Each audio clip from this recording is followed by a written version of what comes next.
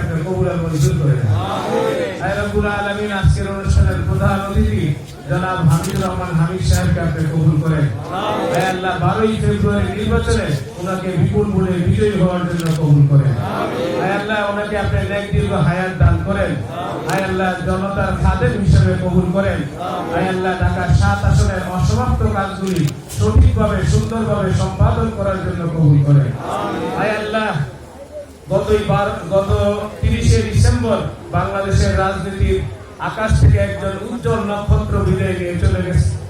আয় রব্বুল আলামিন, লক্ষ লক্ষ মানুষ, কোটি কোটি মানুষ যার জানাজায় অংশগ্রহণ করেছেন, দেশনেত্রী বেগম খালেদা জিয়ার জীবনের সমস্ত গুনাহ খাতাগুলি মাফ করেন। আমাদের আজকের দোয়ার হাদিয়াগুলি ওনার কবরের মধ্যে পৌঁছে দেন।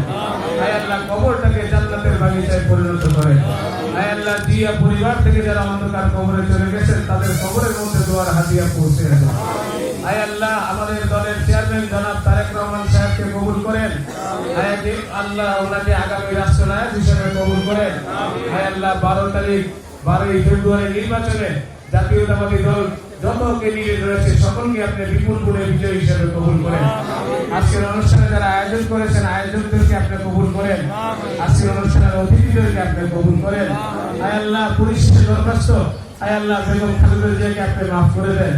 আয় আল্লাহ, ওনাকে জান্নাতুল ফেরদাউসের বাসিন্দা হিসেবে কবুল করেন। আয় আল্লাহ, আরেকটি দরখাস্ত, জনাব হামিদুর রহমান হামিদ সাহেব অত্যন্ত ভালো মানুষ। আয় আল্লাহ, ওনাকে আমাদের ঢাকার 7 আসনের অভিভাবক হিসেবে কবুল করেন। আয় আল্লাহ, অসমাপ্ত কাজগুলি সম্পাদন করার জন্য কবুল করেন। সুবহান রাব্বিকা রাব্বিল ইজ্জাতি আম্মা ইয়াসিফুন ওয়া সালামুন আলাল মুরসালিন ওয়ালহামদুলিল্লাহি রাব্বিল আলামিন।